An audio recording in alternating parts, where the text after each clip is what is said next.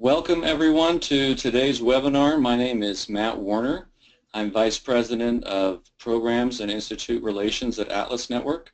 I want to thank you for joining us today for this webinar and for your continued support of our organization and our shared mission. Today we are going to be hearing from one of our own, Executive Vice President of International Programs, Tom Palmer. Tom is also Senior Fellow with the Cato Institute.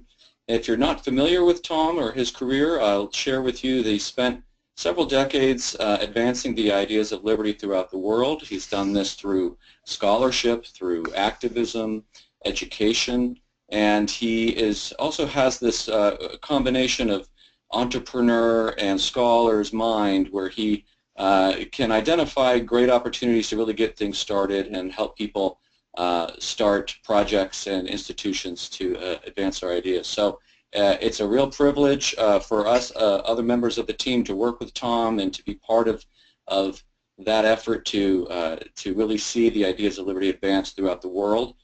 So it's a privilege for me to hear from Tom today. I hope you enjoy this presentation. He's the author of Realizing Freedom, as well as several influential volumes of collected essays. And he'll be talking today about one of those. Before I turn the time over to Tom, I wanted to make sure you're aware that for those of you who have logged in on your computer, you can submit questions via the chat box that is in your GoToWebinar control panel. And when you submit those questions, I'll be receiving them. As moderator, I will make every effort to get to all of the questions when we get to the Q&A at the end. Of course, if we don't get to your question, we would love to hear from you, or we'll follow up and get in touch with you so that we can continue this conversation. But today we'll be talking about Tom Palmer's newest edited volume, Self-Control or State Control, You Decide. And with that, I'll invite Tom to get started. Welcome, Tom. Thank you, Matt. And let me join Matt in saying what a privilege and an honor it is to be able to work with the Atlas Network. We work with wonderful people all across the United States, Canada, Mexico, all around the world who are advancing the principles of limited government, individual freedom, free market economy, peace, and the rule of law. And this is just a great place to work. I also get to indulge my intellectual interests in doing so, and I want to talk a little bit about that. Now, this book, which is coming out off the presses on the 15th, it'll be shipped, is a short book. It'll have a lot of essays in it, and we're putting out 42,000 copies in the first print run. Those are being shipped primarily to university campuses. The book, we hope, will get some serious play among young people, college students, but also we're going to be promoting it very heavily on social media. It will be available not for free. I'm very careful not to say free. It does cost something to produce, but at zero price as a downloadable PDF. There's an ebook version that is coming out, and also people can reprint it without any problem. It'll be a Creative Commons international license. So if they attribute it, people can reprint it at will. It's a part of a general series of books that some of you may have seen that we've produced. The first one, The Economics of Freedom, What Your Professors Won't Tell You About the Fundamentals of Free Market Economy. Then The Morality of Capitalism, which dealt with capitalism or free markets from a moral perspective, not merely that they're efficient, but that they're morally good and just, that property rights and exchange are important and valuable parts of human life. People should not be afraid, or ashamed rather, of being in business or of making profits. People who make profits have added value to the world. The next book after that, After the Welfare State, that's come out also, as have the others, in many other languages, a warning about the dangers that the rest of the world is not that far behind Greece because of profligate spending by welfare states around the world. Then a very simple introduction, Why Liberty? This was a fun book to write. Most of the essays were by younger people, so it was a bit more of a challenge on the editing, but I think very rewarding. The next one on the relationship between freedom and peace, and that's also quite important. The evidence is overwhelming that the greatest guarantor of peaceful relations among nations is trade. Exchange makes other people valuable to you alive rather than dead. And free trade is a very important principle to maintain for the peace of the world. And then finally this new book, which is rather different. It has a lot more psychology in it. We're accustomed to talking in the liberty movement about economics and law and moral philosophy and so on. But this adds another dimension. There's a psychology of freedom as well, and the book explores that. Now, one of the reasons I did it was to think about how much state control we get, and maybe apply a little bit of economic analysis. Think about supply and demand of any good. As you see on the screen there, the quantity supplied and the price at which it's supplied, determined by supply and demand. Now, there's a supply and a demand for state power as well. And we typically try to limit the supply through constitutional limitations or constitutional constraints on power, checks and balances, independent judiciary, bills of rights, and so on and so forth. So that's a strategy into which we put a great deal of effort with some substantial success, I should say. But limited success. And it's occurred to me that there might be another thing that we could do that would supplement that. It's not a substitute for that strategy, but a complement. To focus on the demand side as well. If we can move the demand curve inward, we would end up then with a lower quantity supplied, and one hopes also a lower price as well. And this book is partly about lowering the demand for state control. There's a certain trade-off. If there's more state control, you get less self-control. If we can increase self-control, we can diminish the demand for state control as well. Because quite often people say we have to have the government control things because people can't make their own decisions, they make bad decisions, those have spillover effects on others, and so on. A lot of the welfare state has been driven by exactly that kind of logic. Now the book has original writings by some very interesting people.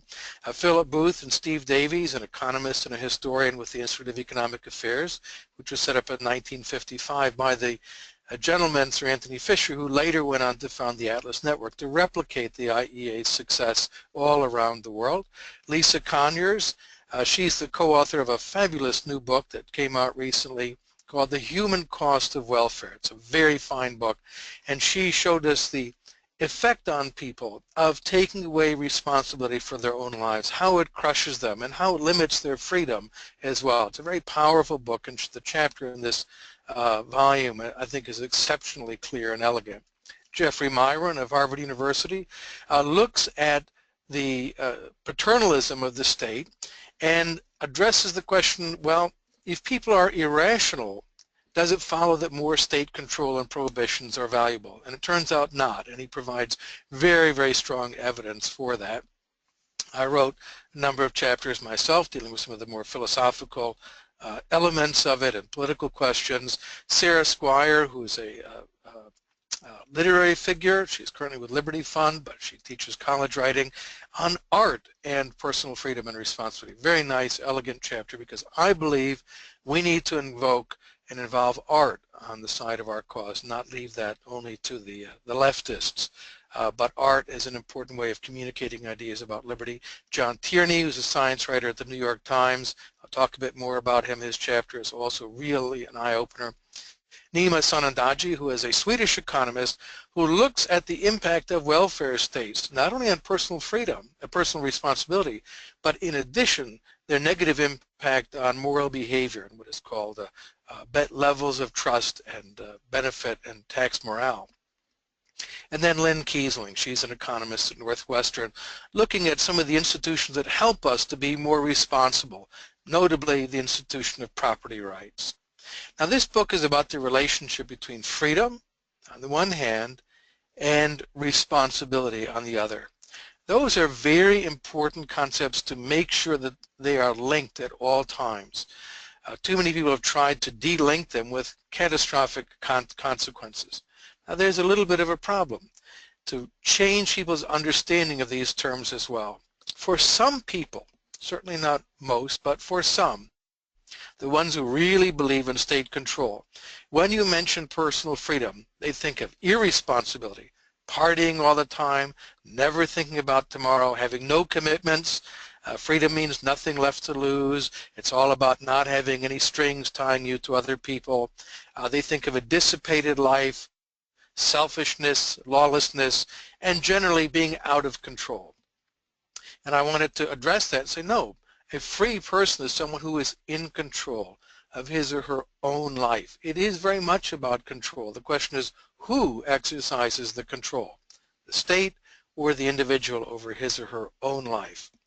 And then when you mention responsibility. Some people have another unfortunate image that comes up in their mind, which is just being scolded by old people to be quiet in the library and get out of my rose bushes and so on. It seems boring to them. And talk of responsibility is portrayed in much of our popular culture as boring. It's what old people say to young people. And I think we need to change that. A life of responsibility is an exciting adventure. It's something that should motivate people to want to grasp it and not something that we should try to flee. Freedom and responsibility are intimately entwined, and it's a big mistake to try to separate the two. You really can't enjoy one for long without the other. F.A. Hayek put it very neatly. He says liberty not only means that the individual has both the opportunity and the burden of choice, it also means he must bear the consequences of his actions and will receive praise or blame for them. And those terms, praise or blame, are very important for moral discussions. Liberty and responsibility are inseparable. Now, some people portray responsibility as the price we pay for freedom, and even Hayek talked about the burden of choice. I think that's a big mistake to think of responsibility as a burden or as a price that we're paying. It's the reward. Being responsible is the reward, not the burden. It gives us the ability to say, I did that. I built this business. We raised this family. We, you and I, achieved this. Our family, our club, our association, and I personally did this. It's one of the greatest satisfactions in life.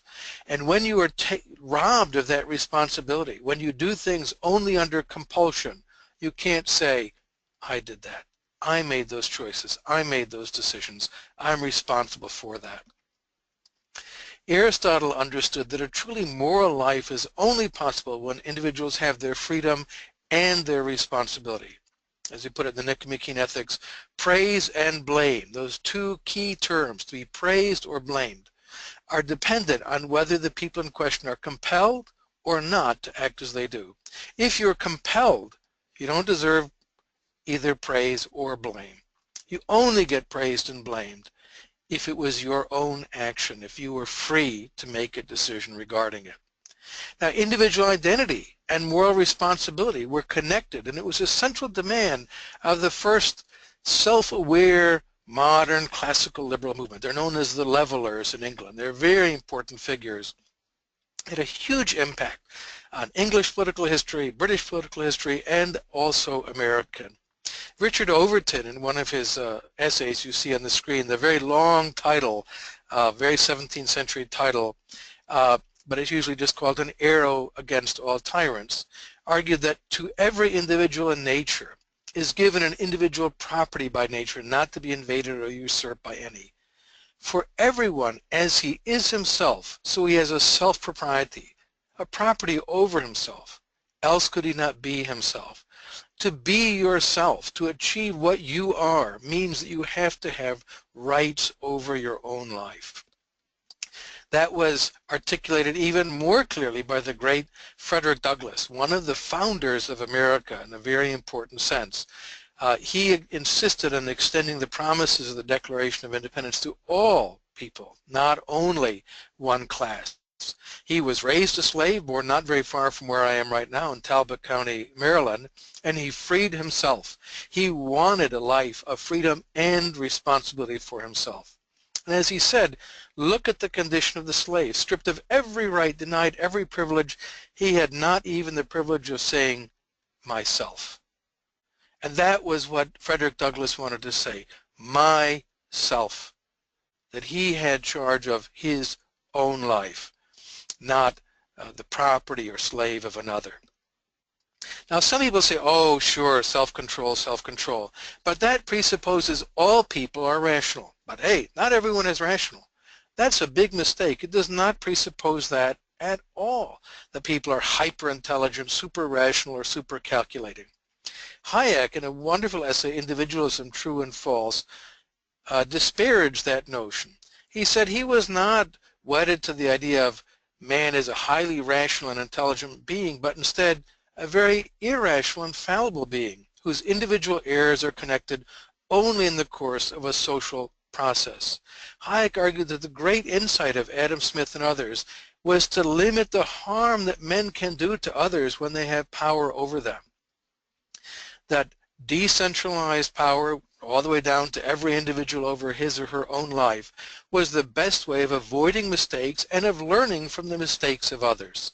So you don't have to presuppose everyone is all calculating or brilliant or what have you to promote the idea of self-control. As he put it in the Constitution of Liberty, we assign responsibility to a man not in order to say that as he was, he might have acted differently. That's a metaphysical claim. But in order to make him act differently. When people have responsibility, they behave differently from when they do not have responsibility. In business, that profit and loss changes the behavior. State enterprises, where there's no loss maker other than the distant taxpayer, but no residual claimant who makes a profit or suffers a loss of capital, they behave totally differently from firms in the private market because of that key issue of responsibility. Now, some good news, we can actually increase our rational control, our moral fiber, by exercising our freedom. In some ways, it's like a muscle. The more you use it, the better you are at it. And we hope to encourage people to exercise their freedom and exercise their self-control. John Tierney from the New York Times, science writer there, has a great book. I highly recommend it, Willpower. He co-authored with Roy Baumeister, an experimental empirical psychologist, Rediscovering the Greatest Human Strength. It's a really good book, and I went to John and I said, John, could you summarize the key elements of that wonderful book and bring out the consequences for liberty more clearly? And he did that. He did a beautiful job. He's a great writer, and I think that you'll enjoy that chapter.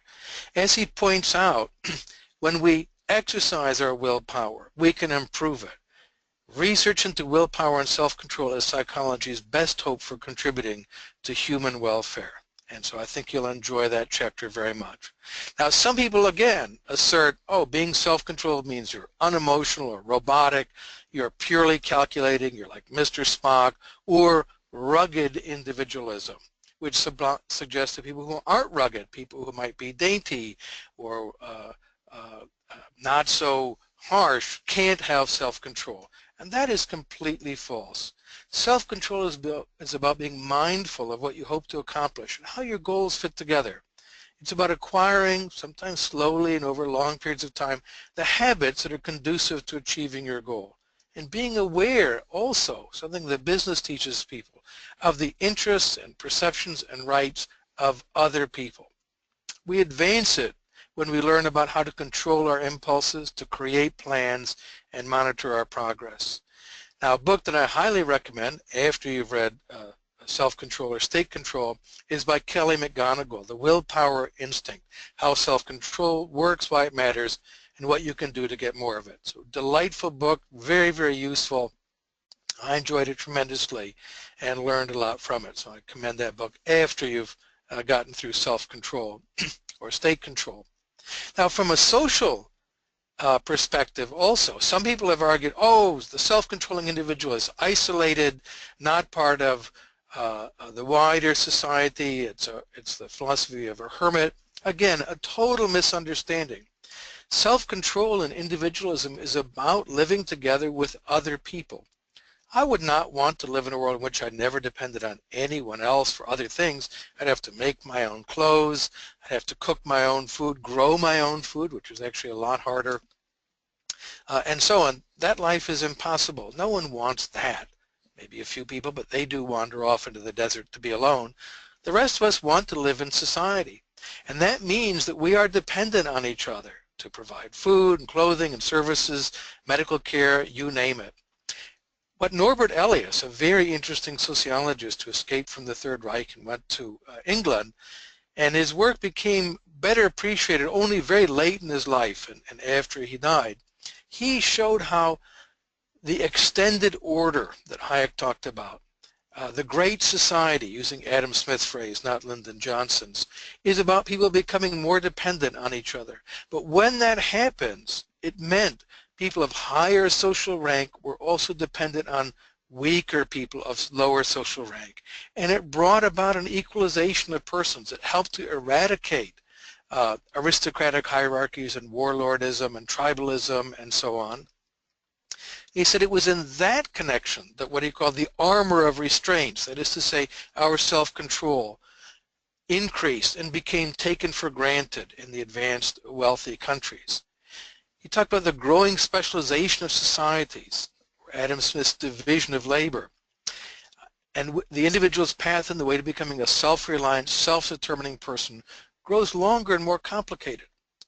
More complex social order, like the market economy brings about, requires more complicated forms of self-control and greater demands on our conscious and unconscious self-control. That's what civilization is about, learning to control ourselves better and not relying on some external control of a tribal chieftain or a warlord. Now, there's good news. We can develop techniques to improve our self-control. We can learn how to make better decisions, take control of our lives, and the book has a lot of the techniques in there that have been developed and studied, tested by psychologists on self-improvement. And there's also an appendix with suggestions for further study. But also there's some bad news. The worst is that government insists you should have neither the freedom nor the responsibility to make those decisions yourself. Going back to the issue of the supply and demand, there is a supply for control, people who want to control the lives of others, politicians and bureaucrats and so on. And they want to control other people. So there's a supply, and we shouldn't expect it just to disappear overnight. It has to be resisted.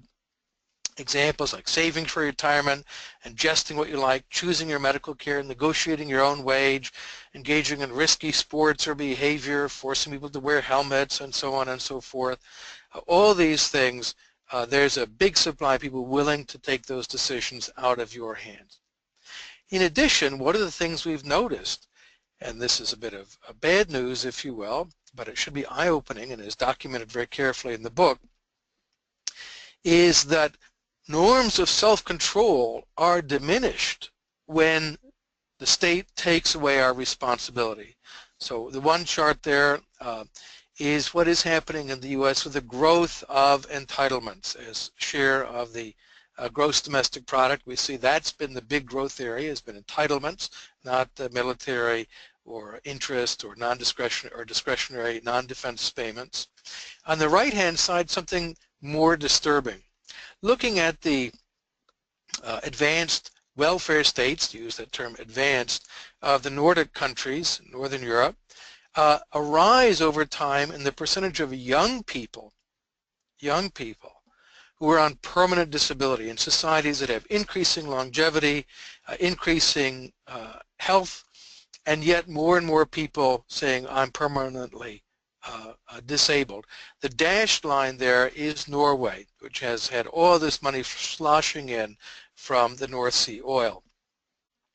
Nima Sanandaji, in his chapter, which I highly recommend to you, asks some important questions. People have argued for years, you look to Scandinavia, to Finland, the Nordic countries, Finland, Norway, Denmark, Sweden, look at how well behaved they are, how trusting they are. The welfare state creates that kind of population. Sanandaji says, absolutely not. It's the other way around. Having high degrees of self-control and highly moral, trusting societies made the welfare state likely to last a lot longer. Those welfare states wouldn't have worked in low-trust societies like in the Balkans or Greece, for example. But over time, that moral foundation is eroded gradually. It takes a long time, and you're seeing it in the Nordic countries. Looking at the World Values Survey, where they ask questions about fundamental values, they ask the question, do you agree that claiming government benefits to which you are not entitled is never justifiable? 1981-84, 82% of Swedes, 80% of Norwegians. Move forward, 2005-2008, gone down to 56% of Norwegians and 61% of Swedes. Move forward, 2010-2014, only 55% in Sweden thought that it was never justified to claim government benefits to which you're not entitled. So what we're seeing is more and more people making claims to which they're not legally entitled, cheating on the system. It erodes the moral foundation quite dramatically, and they're reaching a very serious point in those countries. And Sanandaji's essay is very enlightening about that. Some more bad news. When you take away people's freedom to make choices for themselves, it creates bad consequences for them and for others. Narcotics have been made illegal. We had the experience in the United States of prohibition of alcohol. When it was prohibited, the murder rate rose every single year until it was legalized again, and then the murder rate fell for 11 consecutive years. And we've seen the same pattern with narcotics. It's illegal to take them, but in 2013, the last year for which I could get reliable data, nearly 44,000 people died of drug overdoses. Almost all of those are because it's illegal. Not many people die of vodka overdoses. It can happen, but it's less common because the substance is reliable. You go to the liquor store, you know what you're getting. In addition, the spillover of violence, which has been terrible in this country, but much neighbors to the south. Just Mexico alone, way over 100,000 people have been killed in trafficking, in gang warfare, and then we can add other countries such as Guatemala and Honduras and so on. One of the things you find is a connection between the attempt to prohibit behavior, people buying alcohol or drugs, and the homicide rate. Those two are very strongly connected. Now, Jeffrey Miron asked the question, well, maybe alcohol prohibition was good for people because it caused people to drink less alcohol. That isn't the case. Indeed, there was a huge increase in alcoholism-related deaths during the period of prohibition. People went to other kinds of bootleg alcohol, moonshine, and so on. And finally, the impact on civil liberties generally. We're told that wiretaps are very important to protect us from terrorists and so on. That may be, but in fact they're by and large overwhelmingly used for narcotics cases, not to protect us from terrorists, although that's the thing that normally is cited in justification of mass wiretapping. If we want to live in a free and responsible society, a prosperous and harmonious society, what we need is the rule of law, not commands or prohibitions. And Hayek put that very neatly in his important book. The government should be restrained in its powers so that the known rules of the game allow the individual the freedom to pursue his personal ends and desires. Now, sometimes people argue, oh, you guys, you want no regulation, but surely regulation is needed. And that's a false dichotomy. It's not a question of regulation or no regulation, but who provides the regulation and how. We don't have to have regulation by commands and bureaucrats, but regulation by the rule of law. And Lynn Kiesling's chapter is a very elegant treatment of that, looking at property rights and the environment, and why property rights help us to become more responsible for our behaviors, to take into account the interests and rights of other people. So it's a very interesting case study. And then Philip Booth and Steve Davies look at this question of how regulation was provided before the state intervened. And they look at two hard cases, land use, people say, oh, of course you have to have zoning and all kinds of state controls, and financial services. And they look at the institutions that emerged voluntarily in the market economy to provide regulation without state intervention. So these are very interesting and I have to say also fun case studies that they provide. Finally, in the Declaration it talks about life, liberty, and the pursuit of happiness. Not life, liberty, and happiness or lots of free stuff, but the pursuit of happiness. And the pursuit is very, very important. Now, this is partly a self-help book. And by getting this, people can learn how to achieve greater self-control and realization of their aims. They can learn how to economize on willpower. John Tierney focuses on that. You can deplete your willpower. Don't make a really important decision after you made a whole lot of little ones. You'll be tired. You won't be able to make the best decision. Stage them in a different order. We can learn techniques for achieving our goals. Everyone, I think most people listening to this, if not everyone, know that making lists is important. Helping people when they're very young to learn how to write down their goals helps to achieve them. Monitoring our behavior. Turns out, as Tierney points out, one of the biggest predictors of people being successful in losing weight when they're trying to lose weight is not what diet they're on, but whether they get a bathroom scale. Helps us to monitor our behavior. There are lots of ways to do that. I got a program called mint.com, which John Tierney had recommended to me. I put it on my iPhone, and it monitors all my spending and reminds me I went over or I haven't saved as much as my goal was. It's been very helpful to me. There are lots of ways for us to monitor our behavior and also to delay gratification. People who try to go cold turkey are more likely after that to over binge on whatever it is they just cut out of their lives. Better to say, no, I won't do that now. I'll have that cookie later. I'll have one cookie after dinner. People who do that actually eat fewer cookies than people who say no cookies, because when they see a bag of cookies, they just eat them all. It also will help us to control our impulses by linking doing the things we ought to do with something that we like and that we anticipate. Helping people to imagine their future selves. There are techniques for doing that and how grateful your future self will be to your present self. To replace bad habits with better habits. There's a very interesting discussion in the book about how to identify the cue that sets off a bad habit, what the routine is, and then what the reward is. Bad news is that's wired into the structure of your brain. Good news is identify the cue and the reward and substitute a different routine in its place. Habits are the key. Aristotle derived ethics from ethos, the Greek word for habit, and distinguished between our faculties, which we use because we have them, and our virtues, which we have because we use them.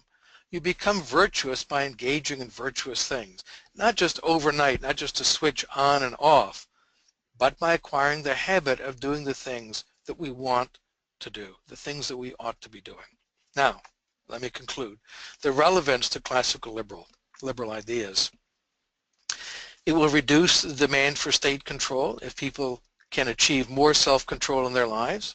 Helping people to make better decisions benefits them and everyone else in society. And educating more people about self-control helps us to educate them about classical liberal ideas at the same time, which is very much what this book is about as well.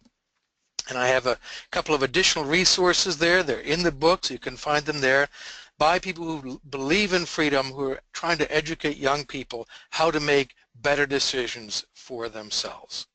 So you can download the book today if you want it. It's on our website, atlasnetwork.org/selfcontrol, or you can wait to get a printed copy. Thank you very much for your attention, and I'll turn it over to you, Matt. Well, thank you very much, Tom. We appreciate that presentation. As a reminder to anyone who joined us late, you can enter your questions for Tom in the chat box that's on the GoToWebinar control panel, and we'll get through those questions. I'd like to begin with one of our audience questions. Thinking about some of our partners who are in parts of the world with varying degrees of state control, high levels of dependency, how do you envision these ideas being promoted and marketed? What do you think is the best approach to engage people in these ideas of self-control and making it something appealing? Well, the world is big and complicated. One of the things that I have found in low-income societies, which tend to be strongly correlated with societies with lots of state control, that's why they're poor, young people in particular are very interested in advancing in life. They now have the internet, they have Facebook and so on. They see how the rest of the world lives, and they don't want to be poor anymore. And they understand that the path to A better life is going into business. It's learning how to get a good job and hold on to it and be advanced by doing quality work and so on. So in Africa, for example, the programs that we've been involved there, we normally involve business people coming and talking to young people that the future isn't about getting just some government job and having a sinecure guaranteed position, but going into business. And being in business is about learning self-control. It's about learning planning, decisions for yourself. So this is very helpful from that perspective, helping people to acquire the tools that will enable them to live better lives and acquire the things that they'd like to have: a good life, a nice home, a motorcycle, a car, and so on. In other societies, it's helpful to point out the debilitating impact of the state usurping our responsibility. This has become a very important topic in the Nordic welfare states, and Nima Sanandaji, who contributed a chapter for this book, is very engaged in the debate in the Scandinavian countries in particular on this. And there has been, as a consequence of focusing on this, big attempts, notably in Sweden and Denmark, to ratchet back the welfare state.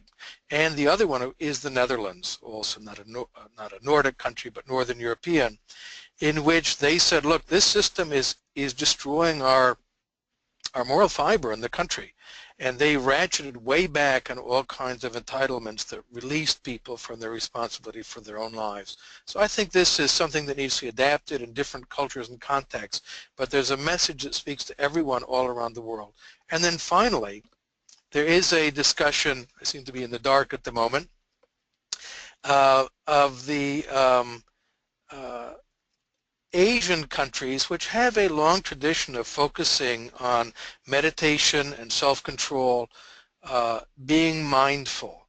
So this is not just a European idea. You find this in Buddhism and other traditions as well. To be mindful is about achieving self-control. Thank you, Tom. And then speaking of young people that you mentioned, generally, we read a lot about millennials, about sort of delayed adult milestones and resistance to taking on what we call adult responsibilities. What is your sense from the events you go to, the speeches you give? You're very involved with student movement as well. What is your sense of young people today? Are you optimistic? Is this the kind of message that you think they could be responsive to? Or what are your concerns there? I do speak on a fair number of college campuses, so I don't have my finger on the pulse of young people. I don't socialize a lot with the 20-year-olds, but I do go to college campuses and meet people there. I think that in some ways the current generation of, let's say, 16 to 30 are likely to be more responsible than their parents in terms of saying, I don't want to be on welfare benefits. And welfare benefits are not just what we think of in the United States as aimed at lower income people, so-called welfare, but the welfare state that traps people generally. Young people are more interested in saving for their future. They have a sense that, we were promised a lot of things, but they don't believe the promises. They understand, I think, better than previous generations how Ponzi schemes work. The current Social Security system is a Ponzi scheme. I do talk to them about saving, how important it is to get into the habit when you're young of setting aside money to go into a long-term retirement account, and they get it. I think that they are very much ready for this message. So generally I'm optimistic, but it needs to be articulated and connected to the broader principles of limited government and the free society. So it's not just self-help, it's self-help to live a better life, and that is connected to the idea of a free society and limited government. Tom, one of the things that you mentioned in one of your final slides was how we can help people make good decisions. Someone asks on the chat, what is your take on this idea of nudging? If you're familiar with Cass Sunstein's and others, libertarian paternalism, where you don't, make someone make a decision, but you make it a little more likely that they'll choose something that you deem as beneficial? Well, the classic example is opting in or opting out on savings plans. If an employer, for example, says, here's part of the package, and we can take some of your money and put it into a pension plan. Maybe it would be matched or not matched. That's not the relevant thing. It changes people's behavior if you say you need to tick a box to opt into it versus tick a box to opt out of it.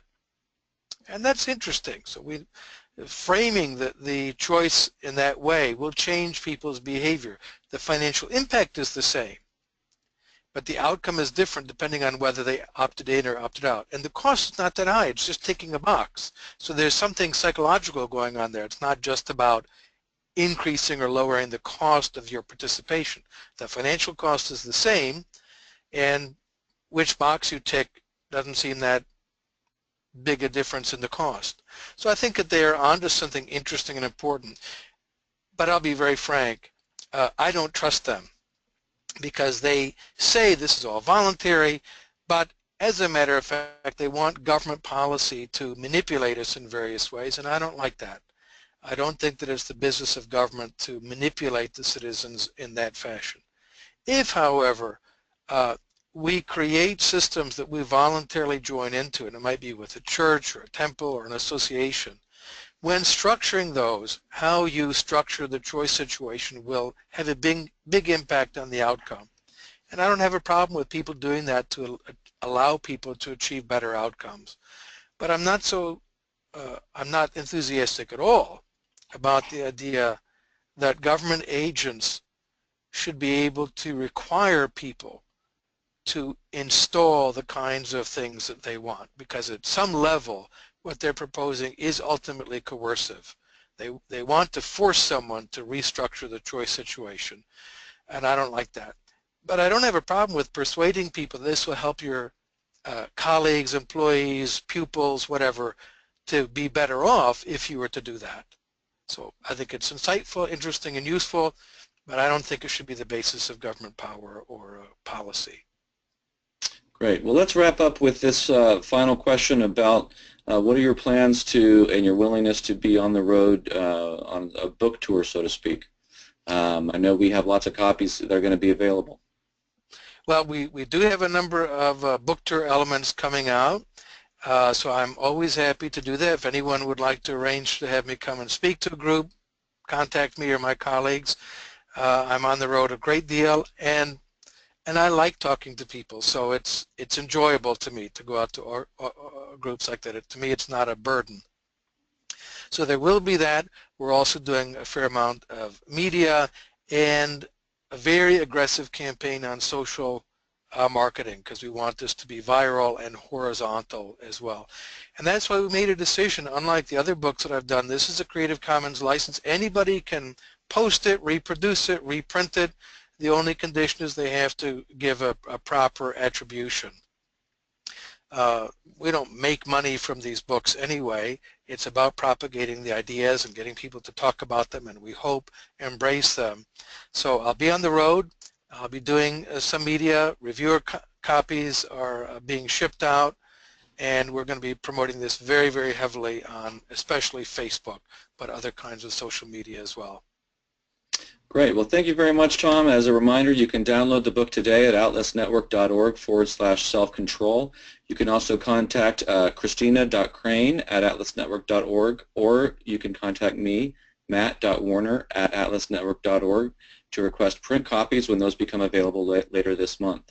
Let me just also make sure everyone on this call is aware that we are having our annual Liberty Forum next month, September 24th and 25th in Miami, Florida.